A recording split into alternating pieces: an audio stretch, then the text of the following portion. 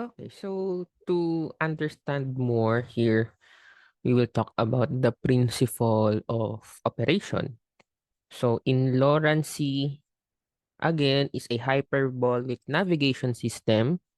So the system was scheduled to be discontinued in the year 2000, but some users made strong moves to retain its operational status. So LORAN C stations are grouped in a network or chain with one station as a master and the other stations arranged around it as a secondary or slave stations. So the secondary stations are identified by letters like W, X, Y, or Z. So again, so to understand the hyperbolic navigation,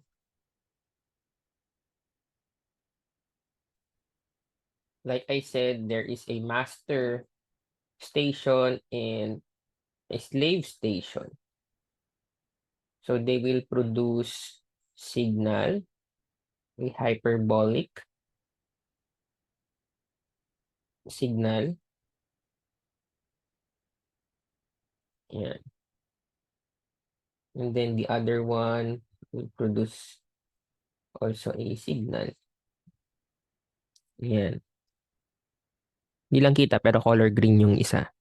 So in here, there is a intersecting lines of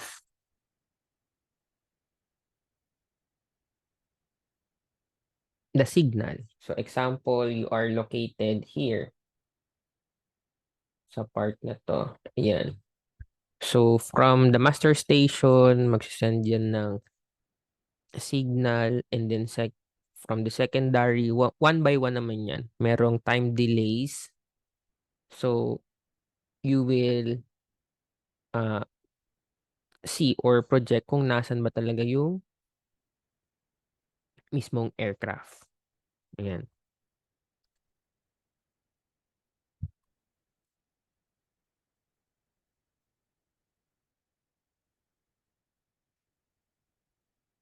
Next is this one. Okay. So, kung makita nyo sa image, there's a coverage extends from Asia over the USA, North Atlantic region, and Europe. So, the chains covering the North Atlantic appear in the board. The distance between master and slave is between 600 and 1,000 nautical miles. So Lorentz uses the principle of differential range by pulse technique. So frequency na ginagamit madalas kay Lorentz ay 90 to 110 kilohertz. Yan. Again, ulitin natin, 90 to 110 kilohertz. So, typical Lorentz chain, in the diagram above, 3 chains cover the North Atlantic. So, looking at the individual composition of the Norwegian Sea chain. So, the coverage requirement determining a station location with respect to other station in the chain, a monitor station is also part of Lorentz chain and usually located at one of the transmitting station. So the distance between the master and the secondary again is 600 and 1,000 nautical miles.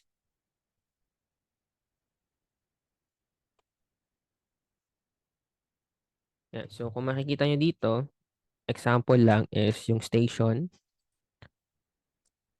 Eddie Farrows. Eddie Farrows, nandun si master position. So hanapin na lang natin si 7970. Yan. This one.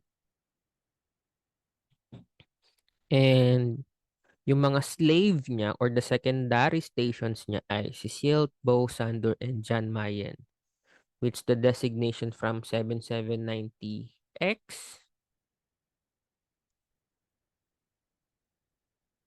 7790Y, 7790 Z. Ayan. So, there are locations from Faroe Islands, Germany, Norway, Iceland, and Arctic.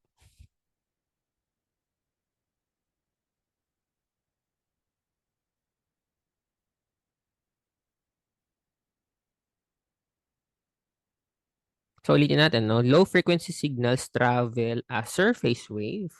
Huwag niyong kakalimutan. So, over the Earth, giving Lorentz a theoretical range of up to 1,500 nautical miles over water. Yan, so over water, di ba? Because napag-usapan natin from yung good conductivity of signals, mas okay pa din siya from the sea path rather than the dry land path. Kaya it extends to 1,500. So the master station in a chain transmit first and its signal is used as reference. So each secondary station has a unique emission delay that allows the aircraft to receive the signal from the master before the secondary transmits. Okay, so yung sinasabi natin kaninang merong time delays when it comes to a secondary station.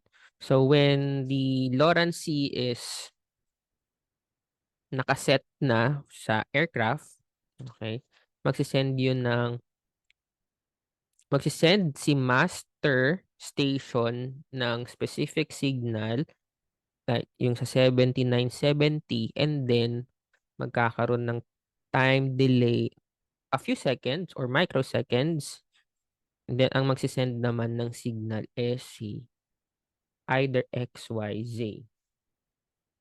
Okay? So, master signal X, Y,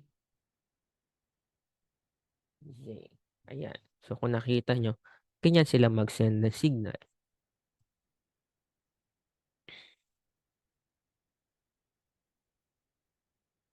Okay, so LORAN signals are transmitted in pulses in the shape of an elongated pair. So, yan. Pag nagtatransmit, mukha siyang elongated pair. So, signal from the master stations are sent out in groups of 9 pulses with a pause after the 8, and signals from the secondary stations are sent out in groups of 8 pulses. So, example lang natin, no, from magsisignal.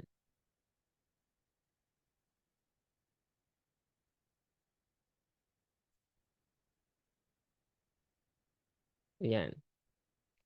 1, 2, 3, 4, 5, 6, 7, 8, 9. Bago siya mag-fade. Okay, so from the master, there are 9 pulses. And then sa secondary stations, okay, 8 pulses lang yung sinisend niyang signal. That's why nade-determine din ni Lawrence na equipment kung sino si master station.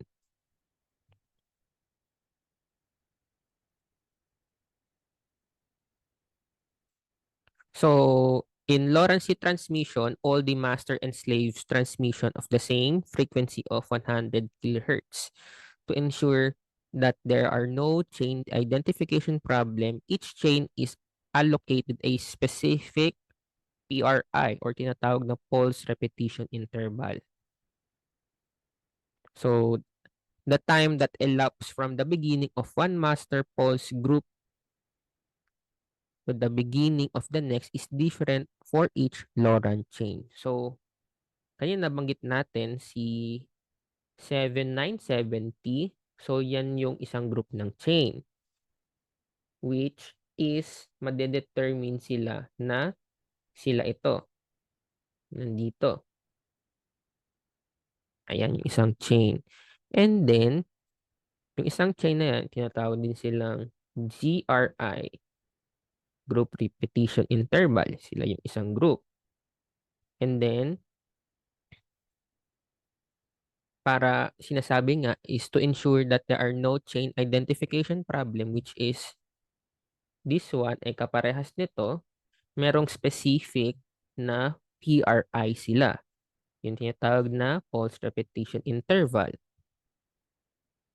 So we will go back here sa group repetition interval. So the name of for this time interval is the group repetition interval. For each chain, a minimum GRI is selected. So it must be sufficient length to allow time for the transmission of the pulse group from each station plus the time between each pulse group. So yung GRI is also used as way to label the LORAN chain. So example ng GRI is si 79,700 microseconds becomes chain 7970 by dropping the last significant zero. So chain 7970 corresponds to the Norwegian sea chain. Permissible GRIs are multiples of 10 microseconds from 40,000 through 99,990 microseconds.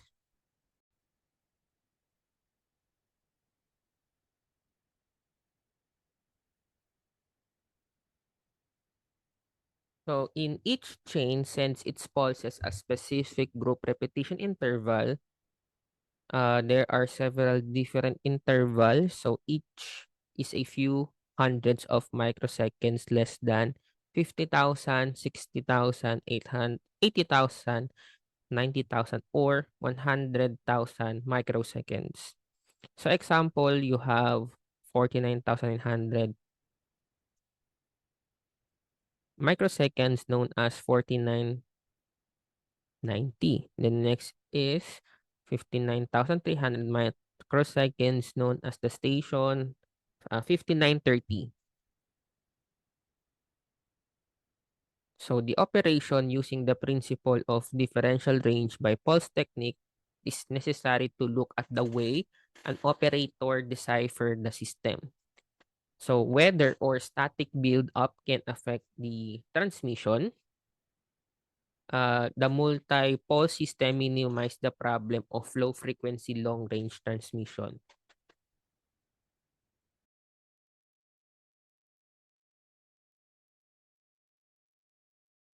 Okay, so after the operation, like using the principle of differential range by pulse technique, it is necessary to look at the way at operators decipher the system.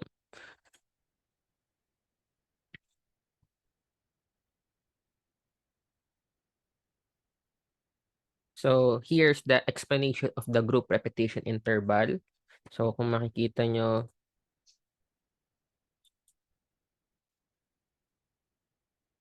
here, ayan si master pulse. Ito yung mga secondary pulses like XYZ. So the master and slave pulses are sent in groups of 8 with each pulse separated by 1,000 microseconds. Kung titignan nyo to, okay, separated siya ng 1,000 microseconds.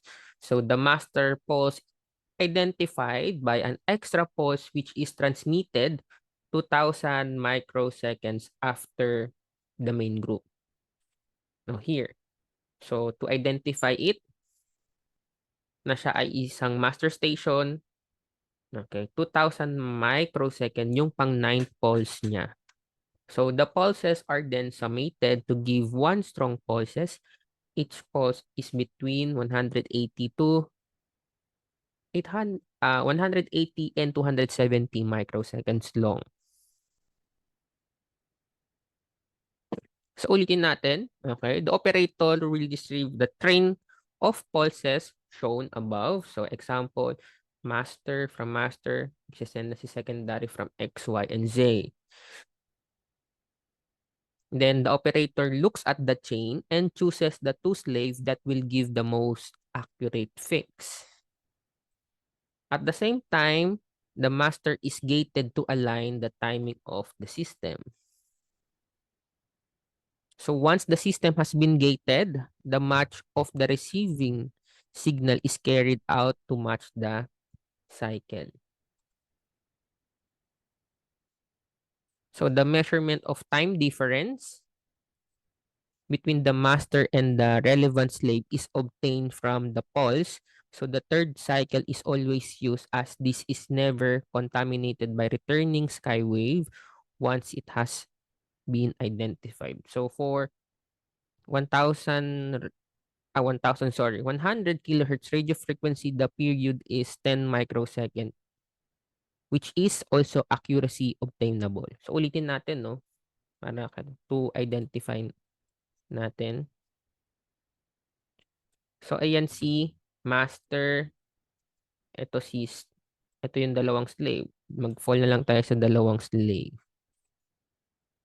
So pag may measure ulit siya, mag-send ng signal si master and then isa sa mga secondary station. Okay. Nagkakaroon ng pinpointing na kung nasaan si aircraft. Okay. So si third cycle is used. Okay. Again, dahil hindi siya contaminated by returning sky waves once it has been identified. Okay? Dahil nagka-identified na si isang master and isang secondary slave.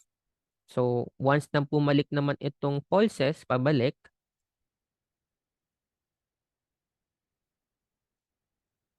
okay, yan. Nagkakaroon na siya ng contamination ng sky wave. And then yung isa, syempre, wala pa. So, mapipinpoint nila or magkakaroon ng fixed position kung nasan ba talaga si aircraft. Kasi, from the third station or third slave, papunta pa lang, andun pa lang niya madetect kung nasan si aircraft. Ayan. So in here, the LORAN C receiver uses the pulse envelope to find the timing point on the particular cycle.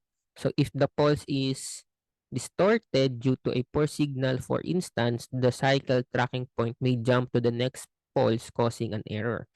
So this is how the 10 microseconds accuracy is determined. So an error of 10 microseconds in the time measurement equals a typical 1 nautical mile. Okay? Ulitin natin. Si 1 nautical mile is equals to 10 microseconds. So the position error in the area around the baseline. So the position error increases away from the baseline. So in here, dito, 10 nautical miles, 10 microseconds. Diyan nagkakaroon ng error madalas. So to minimize this error, the LORAN C determines the time interval by calculating the time between the pulses and cycle matching within the pulses by comparing the cycle of radio frequency within the master signals with those within the slave signal.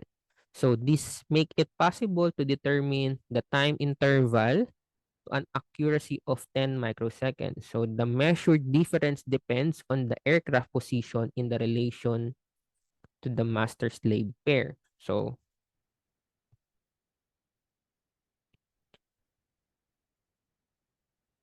yan. In the summary, the propagation delay between the pulses from the master and the slave at every change are the baseline extension from the slave is the time delay at the slave. Baseline extension from the master is twice the time pulse takes to travel from the master to slave plus the time delay at the slave.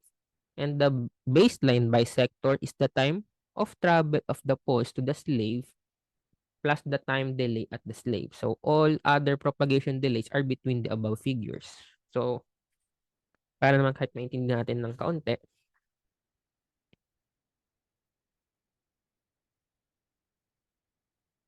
here.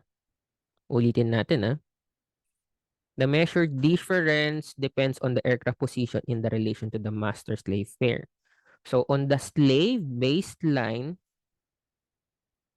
propagation, time plus slave delay will be the smallest value sa baseline. Yan. On the master baseline extension, the delay is twice the baseline propagation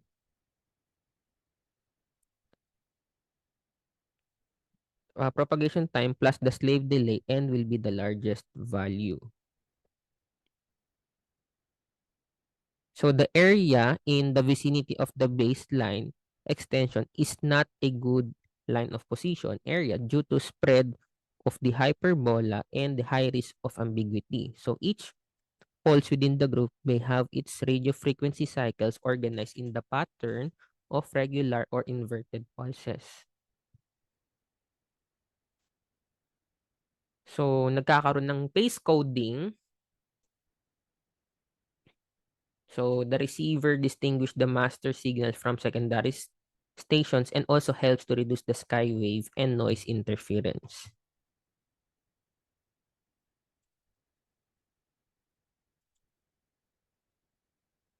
So, here's the coverage limitations and accuracy ng LORAN. See? So, LORAN C coverage. So, most of the existing chains exist in the coastal area or on islands, providing fairly complete North Atlantic and Pacific coverage. The western part of the northern Europe and the Mediterranean Sea has almost complete LORAN Sea coverage. No coverage currently exists in the southern hemisphere. This limits LORAN Sea capability as an international long-range navigational system. So, even though the major avionics manufacturer produced the LORAN Sea system, yung LORAN Sea nautical origin is still evident in several ways. So, one of the most obvious LORAN seas continuing orientation towards over the seas. Okay, so nagkakaroon siya ng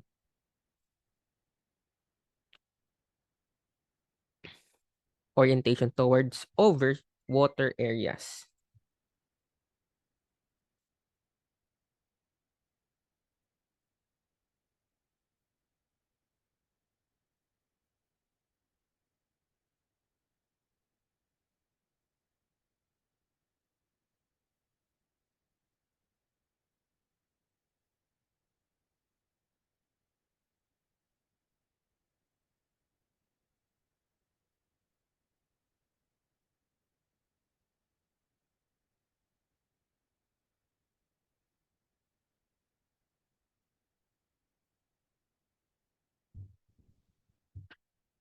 So here, skywaves. So modern LORAN sea receivers have circuits that enable them to differentiate between the stronger ground waves and the weaker sky waves. Most LORAN sea receivers are able to make use of the skywave signals at this range, but accuracy is reduced. The problem arises at the intermediate distance from approximately 1,000 to 1,500 nautical miles. At this distance, skywave and the ground waves are about equal in strength. So this may confuse the receiver and distort the results, particularly at night. So the phase coding of the transmitted pulse helps the receiver in solving the problem of interfering the skywave. So ulitin lang natin, no? So sa gabi, parehas ng strength C, ground wave, and skywave. But there is a phase coding na kaya niyang ma-eliminate yung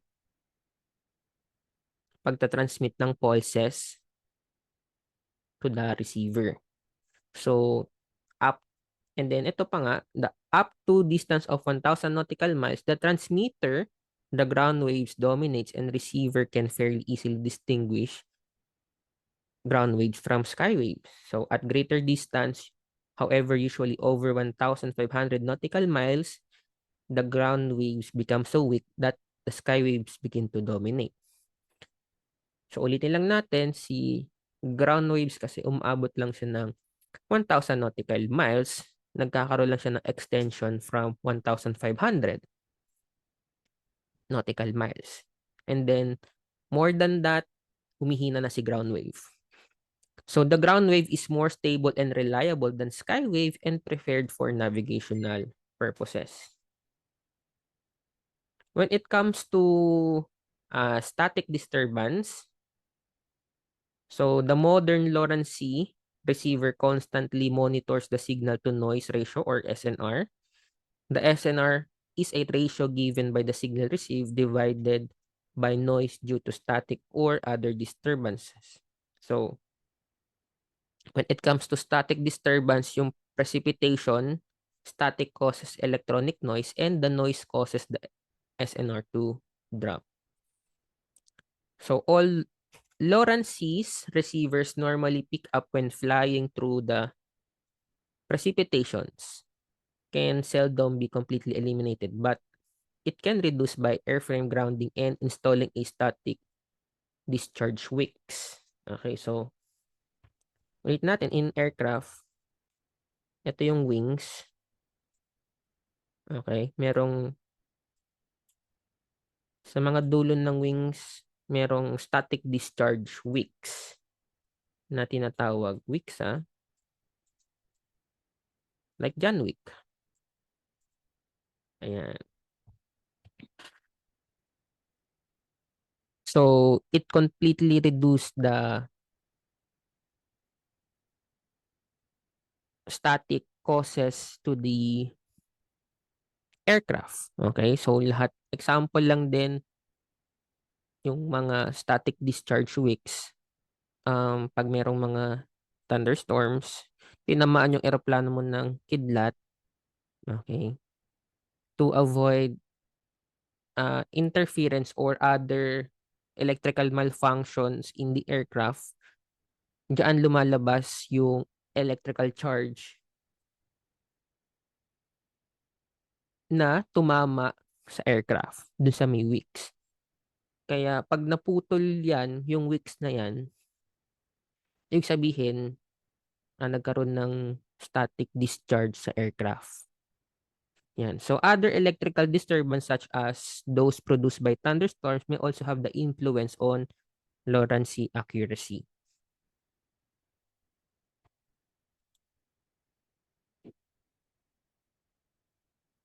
So in radio propagated speed, the accuracy of LORAN C is related to the propagation speed of the radio waves, which is assumed to be constant.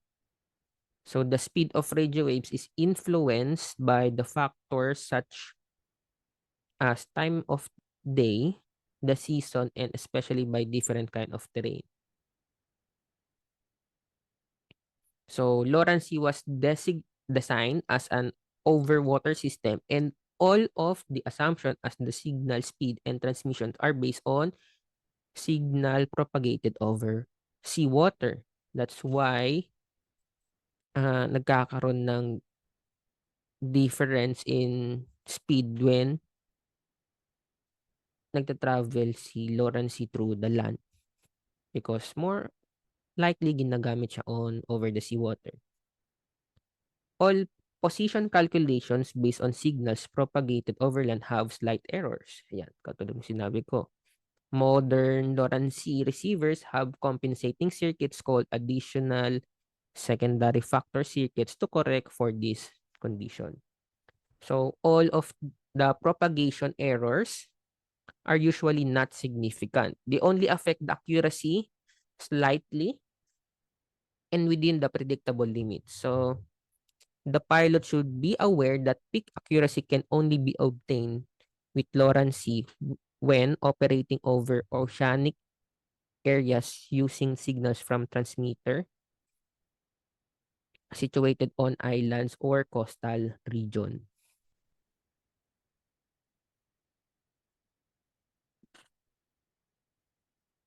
Okay, geometry of crossing angles. So a factor that affects accuracy is the angle at which the hyperbolic LOPs or line of position intersect each other.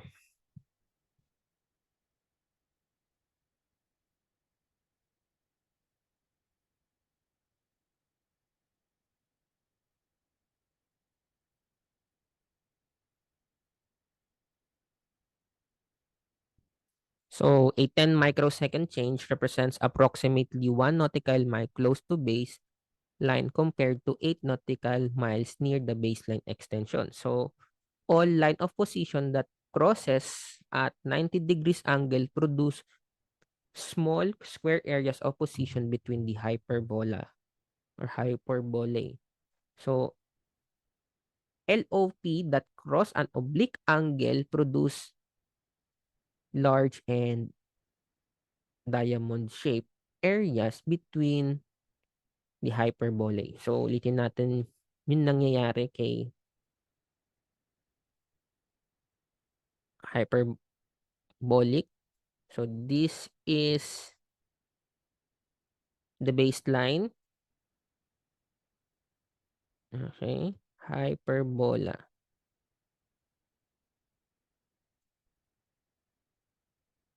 Hyperbola. Extend din natin. Let's extend it. Then from the other side,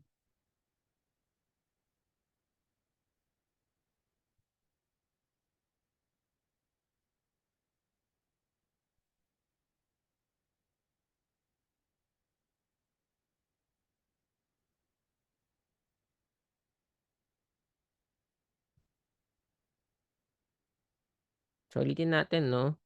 So, line of position that crosses the at 90 degrees angle produce a small square areas of position between the hyperbolic. Okay? Sabihin natin here. Yan.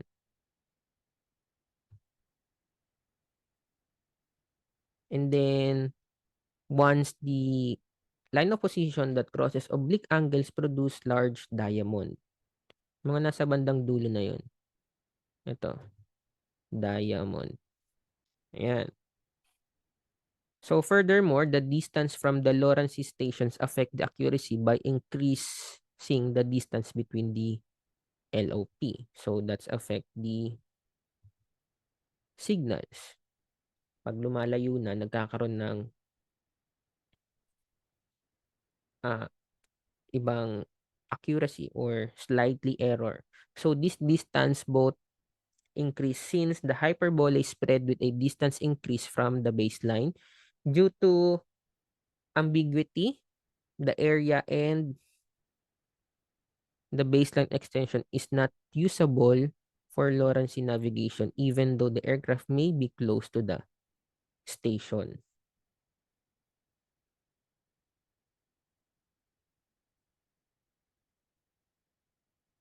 So, interference from navigation communication station within the same band as Lorentz may influence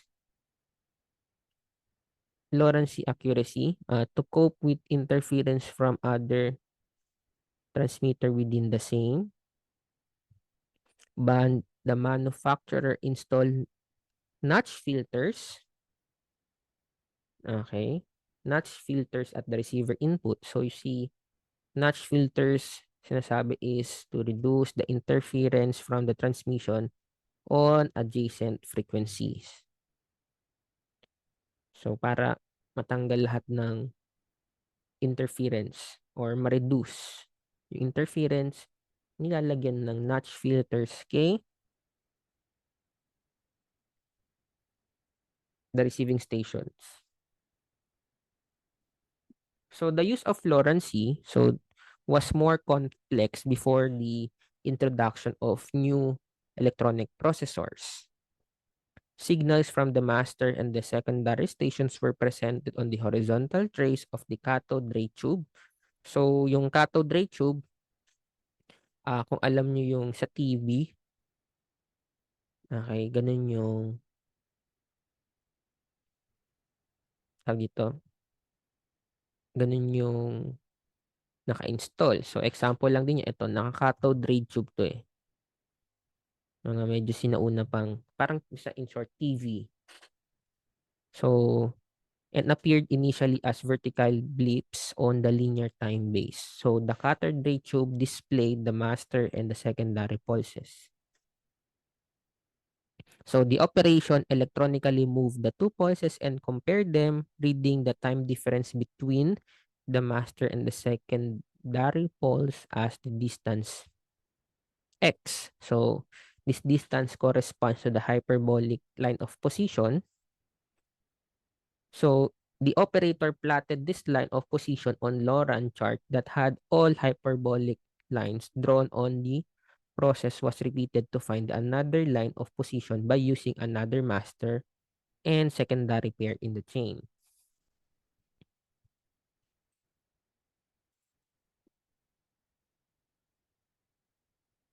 So, with the introduction of electronic processors came the development of the new generations of LORAN C receivers. The new LORAN receivers not only provide position fixes, but also provide additional information such as bearing, yung track, yung ground speed, and the drift angle. Typo na naman. So, that's a drift angle without the need of any manual operations. So, these very sophisticated receivers perform the same operations the navigator did, but in much shorter time. They also provide presentation position instantaneously.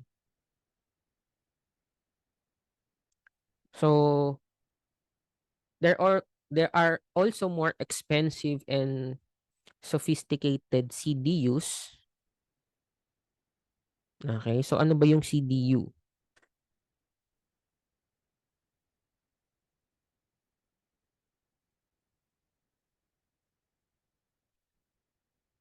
So yung CDU ay control display unit which are intended for larger aircraft and are generally designed to fit in the control stand on the pilot side with the bulk of the electronics located in the remote unit. Although still found in many aircraft, it is unlikely that newer aircraft will have LORAN C because syempre, there is more accurate or accuracy in the GNSS or GPS.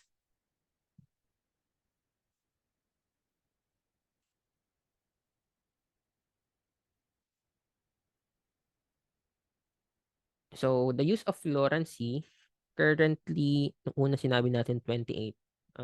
Nowadays, there are 15 chains worldwide. Most LORAN C units require the pilot to manually select the specific LORAN chain.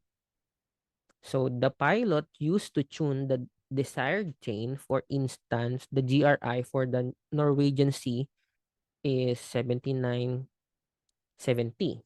So an example in lumang LORAN Sea, okay, siniset yan here, lalagay dyan is 79C. Siyempre, on the newer LORAN Sea, ita-type na lang siya. Okay? So, in more sophisticated units, may mas magbago pa, an internal memory remembers the unit position when the set is shut off. So, in other term, when you turn on the LORAN C, it automatically set na siya kung saan yung applicable position mo in LORAN C. So, yun na nga, once a GRI or the group repetition interval is selected, the unit the unit goes on search mode to identify and track the cycle. So during the cycle, the unit attempts to the receiver and the master station for the GRI selected and then look for the two best secondary signals in the chain.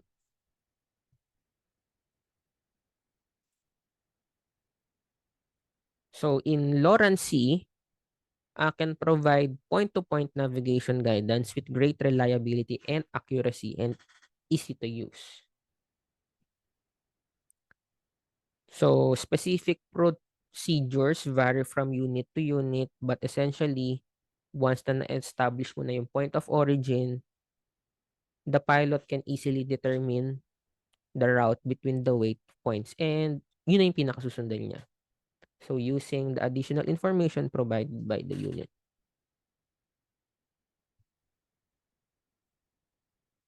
So still in LORAN C, there are several methods of entering the point of origin into the unit exist. For instance, latitude and longitude coordinates can be entered manually.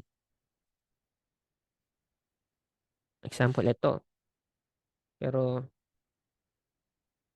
wala siyang set dito. Pero yan. And selecting a previously stored airport identifier or waypoint can also enter the longitude and the latitude. So finally, selecting position mode and allowing the LORAN-C to determine the present position by itself can automatically enter the point of origin. So this last procedure is usually accomplished in flight.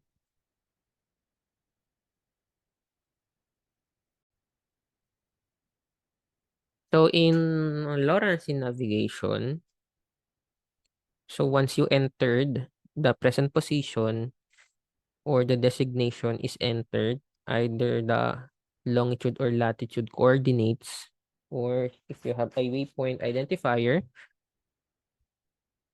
so then you can switch to navigation mode and track the guidance in provided on a CDI or HSI. So the CDI means the course deviation identifier, where you determine the aircraft's lateral position in relation to the course to or from a radio navigation beacon. And the HSI, the horizontal situation indicator, so are normally mounted below the artificial horizon in place of a conventional heading indicator.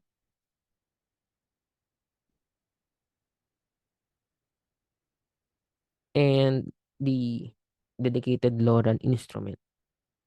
So many modern sophisticated navigation processing units accept LORAN C position information for the use of alongside that from other sources. And then that's it. The development of GNSS would appear to the mean the use of LORAN will become rapidly less important in aviation. So, so the GNSS is Global Navigation Satellite System. So they are referring to the constellation of satellites providing signal space, the transmitting position and timing data to GNSS receiver. So by definition, the GNSS provides global coverage.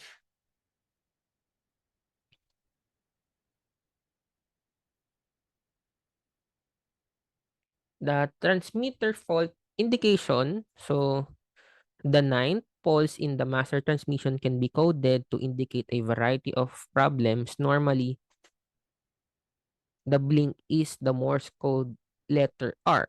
A slave station can also blink the first two pulses of transmission to indicate a fault.